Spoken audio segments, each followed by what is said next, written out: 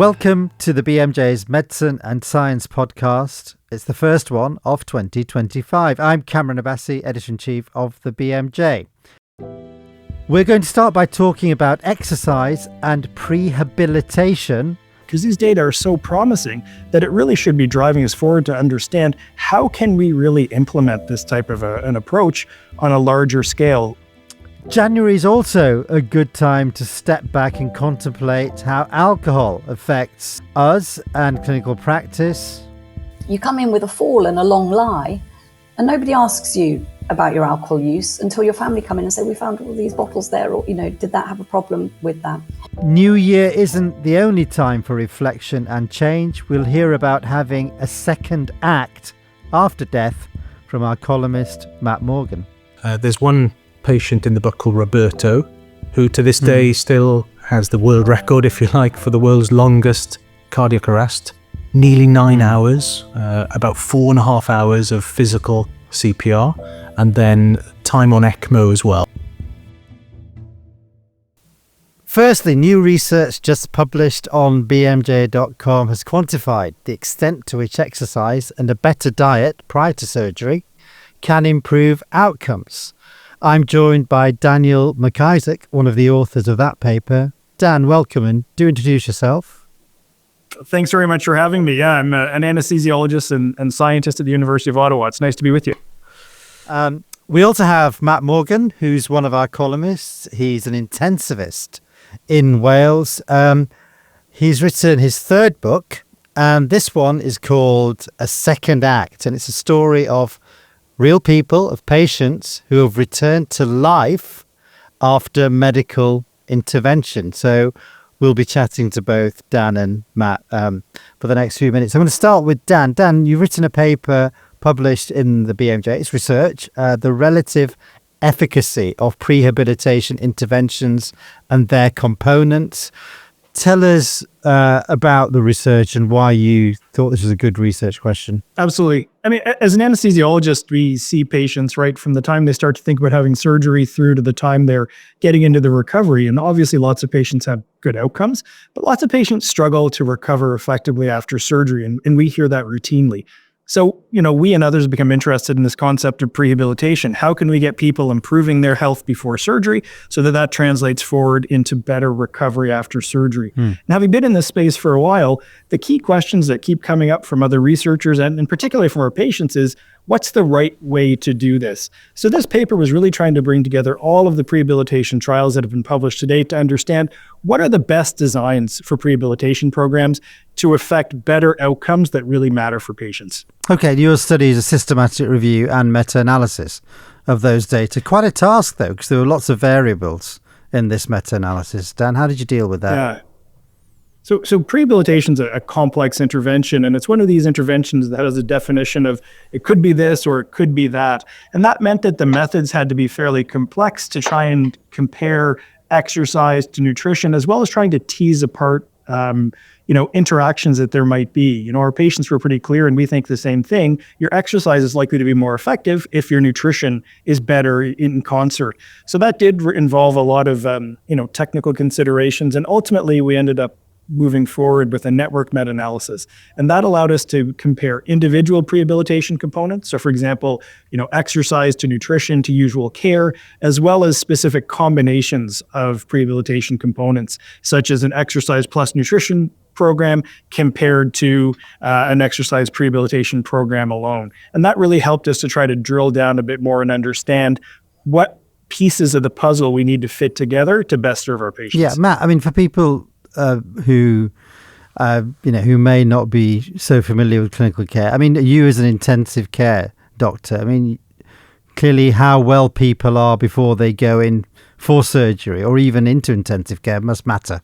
Oh, it matters hugely. And I see the other side of the patients who don't do as well, especially after major operations like esophagectomies or cancer operations. And I guess in many ways, the acute illnesses we see then are a consequence of, chronic social issues, chronic deprivation, and all the things that lead into that. I guess prehabilitation in that way is not just physical either. I suppose it's psychological and social, and I don't know if there's health inequalities, for example, from those people who can therefore take the opportunity to improve their outcomes pre-op, because there's a lot of financial concerns when people have major elective operations planned as well, for example. But yeah, fascinating and hugely important. Yeah, I mean, good points. I know you looked at psychological factors, Dan, didn't you, in your network meta-analysis? Did you look at the other things Matt's talking about, income and socioeconomic status? Matt brings up a lot of important points. So absolutely, the components that we set out front, and again, we did this in concert with patients and other partners, was exercise, nutrition, psychosocial support, and then cognitive training before surgery. Okay. Now, these were all randomized trials, so that meant that there should, between arms, be balance, including factors like socioeconomic status and so on. But I think what Matt highlights there is crucial in terms of the knowledge translation piece. How do we get this into practice? Because most of these trials that we pooled together were single center. They generally had interventions that were pretty resource intensive, bringing people into hospital 3 times a week to exercise in the hospital, physio clinic, having them see a dietitian regularly, having them see a psychologist or someone trained in psychology from a psychosocial perspective. And so those are all kind of idealized conditions. What we know in general is that when we invite people across our full surgical population to participate in prehabilitation trials, we do tend to get the people who are going to have best outcomes already. Those with higher socioeconomic status, those who are already have better health behaviors, those with higher education.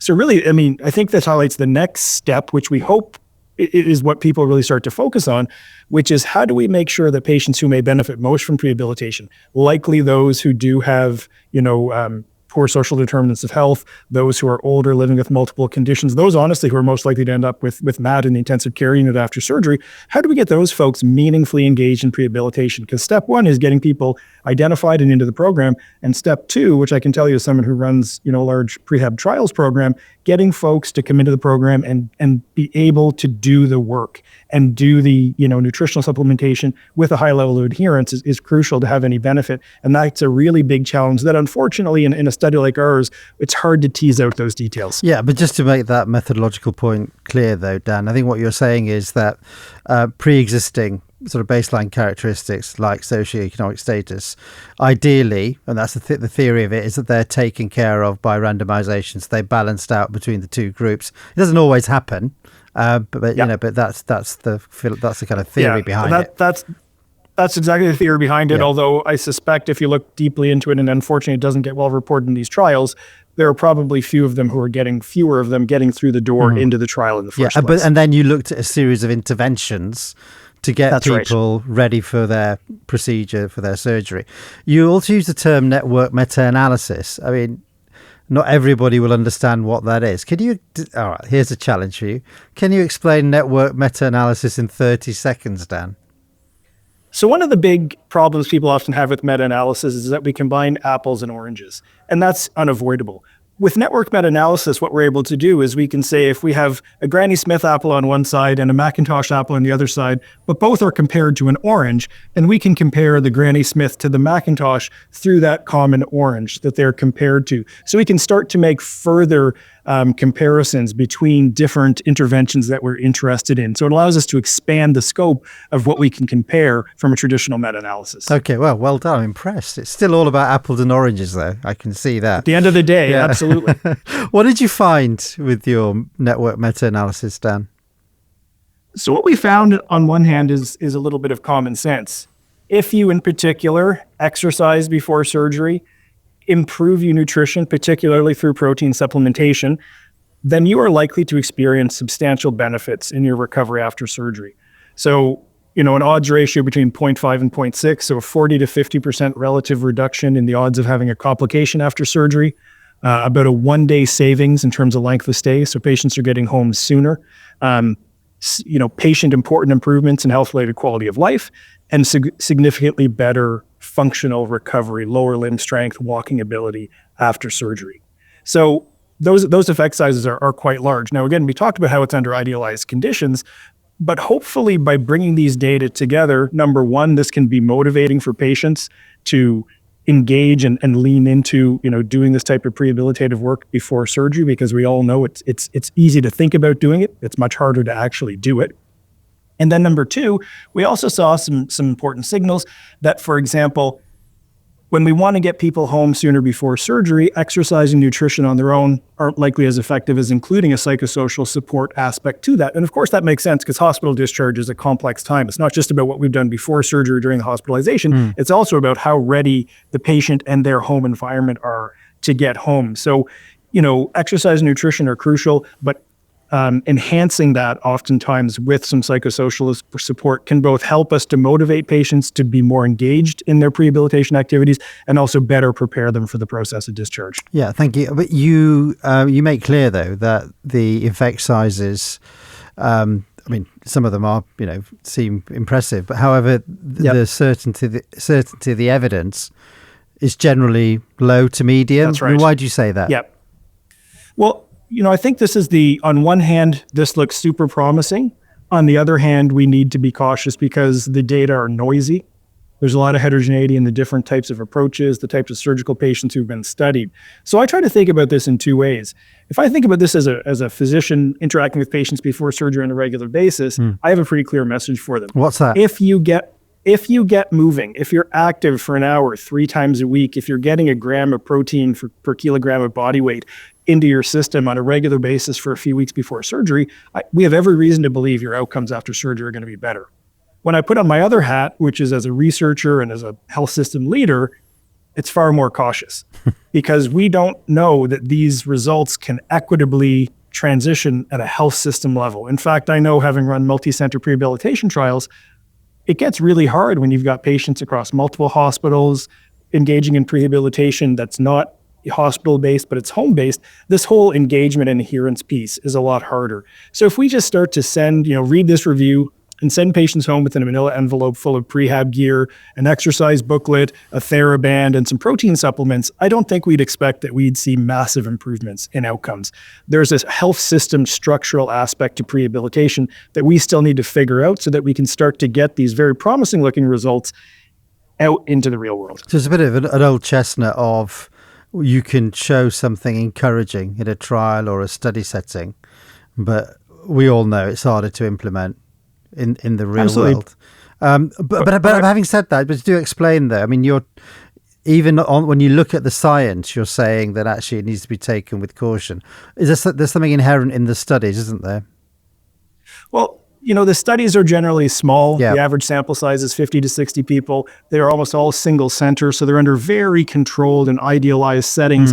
And we know from our patients, one of their biggest challenges is often just getting to the hospital and getting through the parking lot and getting to their next appointment. So to expect that we're going to have thousands and thousands of patients coming in for prehab to a hospital setting with that level of resource on a health system level, in most settings, that's not realistic. So it is a bit of a tough nut to crack. At the same time, I think it's a bit of a carrot because these data are so promising that it really should be driving us forward to understand how can we really implement this type of an approach on a larger scale. One thing we know about surgery, it's very motivating. People are willing to change their health behaviors when they have, a surgeon with a scalpel facing them down a few weeks in the future. Yeah. So if we can, work with those patients, work at a health system level and understand how we can get effective programming delivered to large groups of patients where they meaningfully engage and gain benefit, then that could have massive implications. But that's the gap that we're looking at next. Thanks. Matt, does this ring true? Yeah, I was going to come to you. Does this ring true to you in terms of what Dan's describing? Yeah, it's fascinating because the best way to survive intensive care is not go to intensive care. So, that's the ultimate prevention.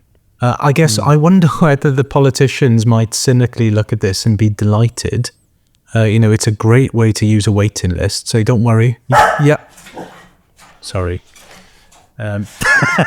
Chester agrees. It's a great way to use a waiting list, saying, look, don't worry, your surgery is going to be delayed by 2 months because we've got this amazing intervention. I wonder, is there a tipping point in terms of patients very passionate about quicker surgery, especially for cancer, although, that is cancer specific. How do we decide a tipping point between prehabilitation or getting, the operation done sooner to prevent deconditioning and nutritional loss and muscle loss? Good question. Dan, do you have I bet you've got the answer, I know. Well, I think that's one of those great questions, like all of them in medicine, where it really depends. Yeah. So, for us here in Canada, for you folks in the UK, typically for surgical oncology, we'd like to get patients to the operating room within 4 weeks of diagnosis. There's good reason to think that we can make a meaningful difference in 4 weeks without necessarily having to delay care. But at the same time, I can tell you a lot of our surgical oncology patients get to the operating room within 2 weeks. And that really doesn't seem to be enough to make a big difference with exercise. At the same time, the data do show that a week or two of protein supplementation, that can make a big difference. So it partly depends on the who and the what that we're trying to accomplish here. And certainly for me, as an anesthesiologist, I often see patients a week or so before surgery. I don't focus a lot on the exercise piece. I focus on this is how you're going to get the required amount of protein into your body, and focusing on this for the next week might actually make a real difference to you. I think a key question moving forward for some of, especially our older patients with frailty, dimensional loss of reserve and that type of thing, might there be a benefit for delaying surgery a little bit to provide a greater period of time for effective prehabilitation? Ultimately, we're going to have to do a randomized trial with patients who are willing to be randomized to waiting shorter and longer to really answer that question. In some places, I know they're already doing it. In other places, no way is anyone willing to delay. So that's going to be an important question for folks doing research in this field. Dan, thank you. I admire your dedication to science. I think that's a very sensible way forward. Next, we're going to talk about the effects of alcohol on all clinical areas and a new editorial which is calling for a national strategy to tackle alcohol-related harms. Changes to the provision of alcohol services in the NHS have left them as a bit of an orphan between clinical care and public health, with neither really taking responsibility for tackling the problem. Niamh Brooks, our editorials editor, talks to Julia Sinclair, the author of that editorial. So I'm Julia Sinclair. I'm Professor of Addiction Psychiatry at the University of Southampton, and I work half of that time clinically at University Hospital Southampton, where I am the clinical lead for the alcohol care team. Hi, Julia. When I read your editorial, I wondered who are the people who are attending with these alcohol issues? Could you tell me a bit more about that? It's a huge spectrum from children not starting alcohol in the first place, right the way through to older adults who perhaps drank at fairly low levels during their working life, who, as they kind of have retired and there's no longer kind of work to get up for the next day, kind of think, oh, okay, we'll have a drink tonight.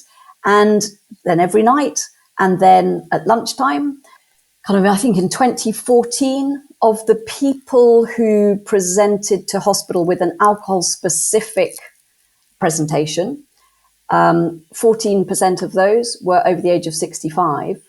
And for the latest figures, that was the nearest getting on for 40%. So we have a whole range of older adults who would not consider themselves to have an alcohol problem. And they may not have an alcohol problem. Depends how you define this. But the alcohol that they are drinking is causing them harm. And consequently, we as health professionals are not really addressing that. You come in with a cardiovascular problem and they ask you about your smoking. They don't really ask you about your alcohol use. You come in with a fall and a long lie and nobody asks you about your alcohol use until your family come in and say, we found all these bottles there, or, did that have a problem with that? And they're not in the frailty pathway. People go home on a frailty pathway and they're still often drinking really quite heavily, but nobody addresses that because it's not seen as a clinical problem. We don't own it anymore within clinical services. We've sort of subcontracted it with a bit of relief to someone else somewhere else. And on the flip side of that, there's also the sort of personal social implications of stigma and shame that is another barrier to people accessing services in the first place. So you also mentioned that if you look at the number of people who would qualify or should be receiving treatment, quite a lot of them are not for reasons of shame and stigma. I think most of us would like to be, the best that we can be. And I think if you're reached a stage where alcohol has control over you, that is terribly shaming for people. It's embarrassing to admit that. And I think also there's the challenge that then comes with it, which is because of our societal attitudes to alcohol, which is that, how do you get through Christmas without a drink? How do you get through your birthday without a drink? And therefore, if you've got a problem with it, that's your problem. That's not the fact that actually, there is this addictive product kind of floating around in society. And after a while, particularly if you have some of these sort of other risk factors for it, you will get addicted to it. So I think there is this real challenge for people of kind of battle with themselves as much as with anything else about this shouldn't be like this. And then I think we have another very genuine kind of concern, which is people say, well, actually, I don't want to tell people about that because it might deny me access to healthcare. And with that, they may be right. Mental health services are often, not taking people on for kind of, trauma work because they say they're still drinking, and so, on the wards in hospital, people will often minimize what they're drinking because they're worried that they might not then get the help that they need. And we see this all the time, actually, within my team, is this concept of diagnostic overshadowing, that somebody's come in, they are in alcohol withdrawal, we are managing the alcohol withdrawal, but actually there's also something else going on, and it's often alcohol withdrawal, a weight alcohol team.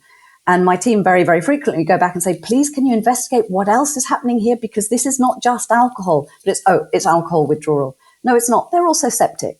So I think there is this thing that we as healthcare professionals really need to do something about, which is it's not alcohol or something else. It's normally alcohol and something else. That comes up in the discussion about screening. One of the things you discuss in your editorial is about the importance of screening, and that has occurred in Scotland as part of their plans to manage alcohol harm. If we had universal screening, it would be a lot simpler, because in some ways there's not particularly that much complexity about how you ask people. There is really good screening tools, 3 questions, or even just one if you use what's called the FAST tool, which is a consumption question. And if we asked everybody about it, it becomes then a part of healthcare. Part of the problem is that we only ask the people we think it might be a problem for. And so we get this collusion of denial. And I did some work with colleagues about asking about alcohol for breast cancer in some of the 2-week wait clinics, because people who are referred to 2-week wait clinics, the good news is 90% of us who go to a 2-week wait clinic are told the good news is you don't have breast cancer. If as part of that, there's a bit of family history in there, you're suddenly followed up forever and ever while people kind of, think this is important. But there are those other modifiable factors, which is what the Surgeon General in the US has now really been flagging up recently. There are modifiable risk factors for all forms of cancer that we could also address. That doesn't blame anybody for getting their cancer, but it's like any other condition. There are modifiable and unmodifiable risk factors. So why don't we do something about those modifiable risk factors? And the research that we did for this was asking the nurses within these kind of these clinics, do you ask people about their alcohol use? Oh, no. We don't ask people about their alcohol use, because if alcohol was a problem, they would bring it up with us, and we don't want to stigmatize them. Okay. And then we ask the women coming to these clinics, do you bring up about your alcohol use? No. We don't bring up about our alcohol use, because if it was important, the clinician would ask us about our alcohol use. And so we have this phrase that I call the collusion of denial. And on that note, I mean, recently the US Surgeon General called for labelling on alcohol to warn about the increased risk of cancer in relation to alcohol consumption. Do you think that might be a good idea in the UK, or what possible downsides could there be to that? I mean, it seems like a sensible idea. I suppose it comes to framing of the problem again, is we need to change people's attitudes. How you might most effectively change those attitudes, I think, is up for debate. And for me, I would say this needs to be going as part of a strategy. This is part of a public health kind of aspect of a broader strategy. I think, we know that there's been some benefits in terms of the labelling on cigarettes around that, and this is where that comes from. But the other thing that we know is that, again, the drinks industry were meant to have a voluntary code that they were all going to update their labels to show about, not drinking in pregnancy, and the change to the lower risk guidelines, which was the same for men and women. And colleagues did a study on this a couple of years, I think, well, maybe even be before the pandemic now, when that 3 years was up, and still a huge proportion of labels were not updated. So I think, people get very stuck on the debate about whether we label or not. But even in those places where we was simply requested that actually they update to the correct lower risk guidelines units, and said that this didn't need to be mandated because obviously they would all do it. They were given 3 years to do it, and then a significant proportion hadn't done it. So again, I think it's one of these things about not getting pinned down onto a specific aspect. It's about saying this is in the round. It's a wicked problem. We need lots of clumsy solutions to it. And labeling is certainly part of that. But it in itself is not going to solve the problem. You likened it to a sort of polluter pays model in your editorial, or what should be a polluter pays model. Could you tell us a bit more about what you think, how you think that could work and how it might help? There are many ways in which it could work. And that is the first thing. And that is why, as the editorial came out of work that the Medical Council on Alcohol has been leading, and presented this year around kind of asking for a health strategy, because these are the things that need thinking through. And coming back to the idea of this being a complex problem, one of the real challenges is that the minute you lob out there, well, we could do it like this, the first thing you get is the full weight of the drinks industry around you telling you how this is the most shocking thing that you could do for all the following reasons. And so from my perspective as a clinician, primarily, what we need is absolutely some sustained funding. We're also aware of the fact there are limited resources at the moment. And consequently, it would not seem unreasonable, like we have, it's coming through with the gambling levy, that actually there is something that is put in from a polluter pays point of view that would assist with that. And there's lots of ways that can be done. It could be done through taxation. It could, there are many ways that could be done. And I think, that is not my area of expertise. What I would ask for is the fact that as part of a national strategy, this is key to trying to understand how we get the funding for it, and perhaps a more consistent approach across tobacco, gambling, the sugar industry, alcohol, so that actually we can take that forward. Julia's editorial, "The UK needs a national strategy to tackle alcohol-related harms," is now available on bmj.com. Now, Matt, I want to turn to you. You've written another book. I honestly don't understand how you have the time. So tell us about your book. Yeah, so this book is called A Second Act, What Nearly Dying Teaches Us About Really Living. It's not a book about death, it's a book about life. But sometimes you need to look at that other side in order to appreciate life. And the book follows the journeys of 10 real patients, all of which had cardiac arrests from different causes, from being struck by lightning, from being buried and frozen in an avalanche, needing a heart transplant. And all of those people survive. And what it really looks at is how is life different when they've got that second chance, if you like, or that second act. And I guess the overall summary is that we all have two lives. The second begins when we realise we have one. And for these people, that realisation was forced upon them through a cardiac arrest. What made you come up with this idea, Matt? I guess the truth is I've been a doctor now for just over 20 years, and I've often looked after patients in that weird thick fog between life and death. And I've long thought they're the ones we should be listening to, actually, not tech billionaires or business gurus. These are the people, tech pros. These are the ones who really know what's important in life. And I've been collecting some of their thoughts after they've survived for years in a little Brent book. I do follow-up clinic in intensive care, so I often meet them maybe 6 months afterwards. And that, combined with writing my own will, going to a family funeral, it all kind of came together and made me realise, this is the time to reappraise this, I guess. Okay, can you tell us about one or two people's story? When I read about this, and I haven't read the book yet, but it struck me that you spoke to a wide range of people, actually, who'd had different experiences. And some of them also had some memory of what happened just before they went into an arrest, or before, you describe it as, them dying before they're brought back to life. First of all, how vivid were people's memories of what happened before the medical intervention? And secondly, can you give us one or two examples? Yeah, so some of them were extremely vivid, so vivid that it was captured. There's one patient in the book called Roberto, who to this day still has the world record, if you like, for the world's longest cardiac arrest. Nearly 9 hours, about 4.5 hours of physical CPR, and then time on ECMO as well. It won't surprise people to know the reason he survived. Well, there's lots of reasons, but one of the big ones was because he was very cold. You know, you're not dead until you're warm and dead is the famous saying. And he was cold and dead, stuck in a snowstorm up a mountain in the Dolomites, which is why he survived. But when he survived, he had no recollection of who he was, where he was, what had happened, until he saw the GoPro footage of the actual event. And that kind of brought everything back. And all of these patients, I hope, they kind of have a lesson that we can put into practice in our own lives without needing to die, which is handy.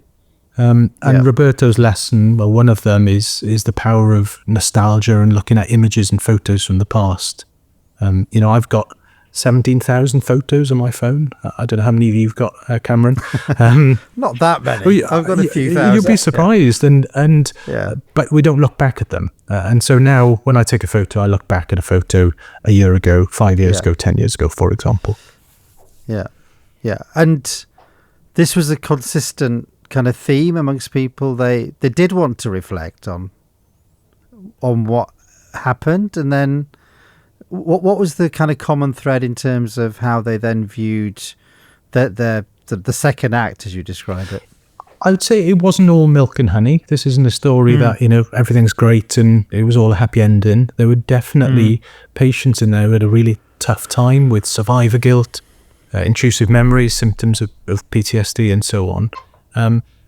But I think the one consistent theme that was there, which is interesting and science-based, I think, was that it's been said that life flashes before your eyes before you die, says Terry Pratchett. That's called life. About half the patients in the book did have an experience of white light, a life recall, memories and photos. And I was looking into this in a lot of detail when writing the book, and there's actually very good evidence that neuronal death results in those parts of the brain that result in memory recall, photos, bright light. There's an amazing study of an 87-year-old chap with a do not resuscitate order in place who died during an EEG, a research study, and it showed exactly that. And there's functional MRI data which shows that as well. So I think the conclusion is, yes, life flashes before your eyes, you see a white light, not because of any religious overtones, but probably because of the process of cell death. God, how fascinating. I think the three of us have all attended, we've attended cardiac arrests. I think in the moment, you're not thinking of any of these things. What do you think, what implications does this have, do you think, for practice, Matt? Yeah, I think one big thing for me, there's a story of an international rugby player, Rhys Thomas, who played for Wales. I saw him in 2008 when he played Wales versus Italy. And Rhys is now the longest living person with an LVAD device. So he's got severe heart failure, he's waiting for a transplant, and he's been over a decade with a left ventricular assist device. And Rhys had made lots of bad life choices after needing that LVAD, waking up in police cells with just 2 minutes left on his battery because of alcohol, for example. We often meet people in medicine and in life that made bad choices. And Rhys's story really showed to me two things. Number one, moral luck is a big part of that.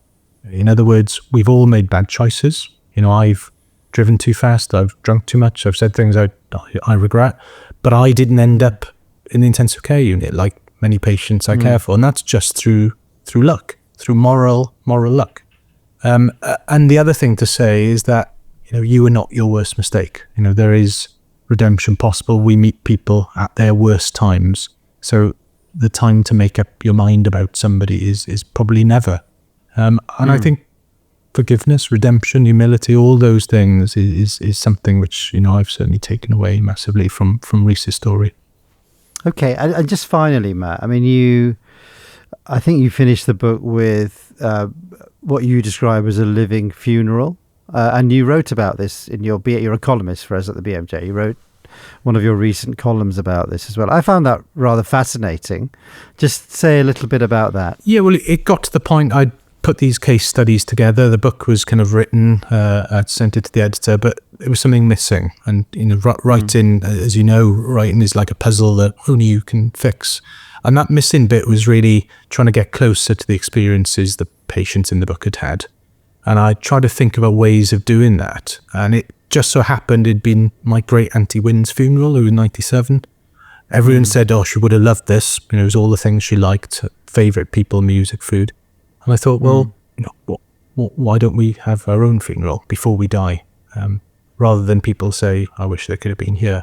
So yeah, I had a living funeral with a group of friends. It wasn't just me. It wasn't a very narcissistic ceremony. It was with a big group run by a celebrant. We had a eulogy written, we had a reading, we had music. And you know what? It was genuinely one of the best days of my life. I think everybody should have a funeral before they die. Yeah. It allows people to say things they wouldn't to in reality. It's the ultimate life check, really. It wasn't morbid. It's not about death. It was about life. Well, sounds rather marvellous. But just, I've got to ask, did anybody say anything bad about you, Matt? Well, it's interesting. I wouldn't say bad, but when you listen to a eulogy, negative comments. Well, I think my family probably thought they were good comments. But when you listen to people that write about you, one of my friends who was there, the eulogy said, "Oh, he's such a hard-working doctor.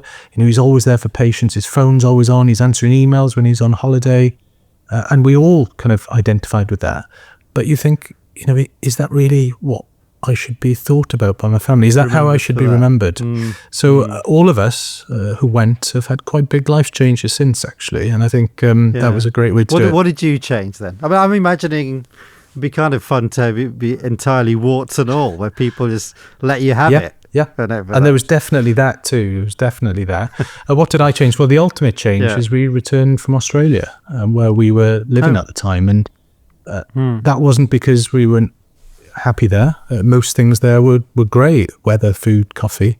The chocolate was terrible. Haircuts were pretty bad. The weather was all right. The weather was pretty good.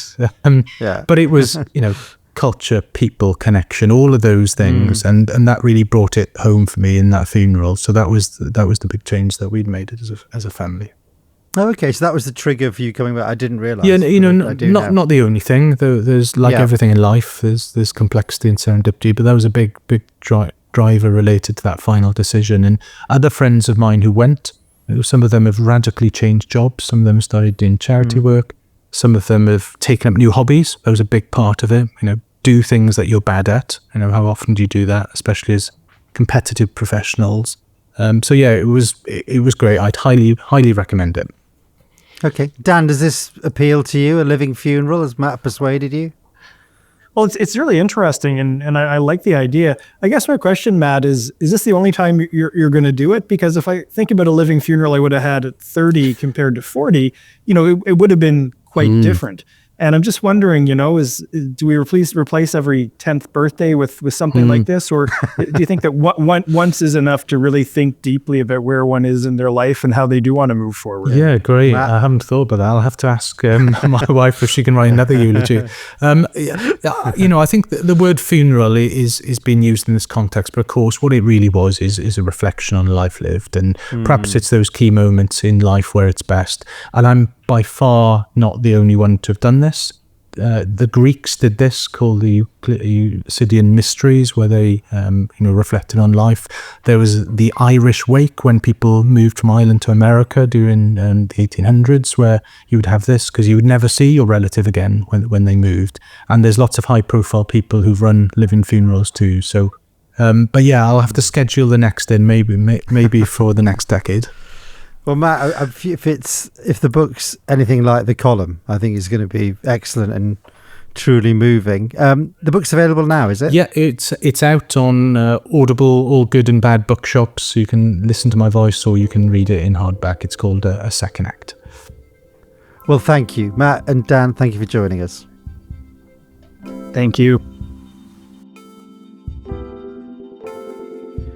That's it for this week. We'll be back in a fortnight hearing how fast food exclusion zones around schools came into being and how McDonald's is circumventing those planning regulations.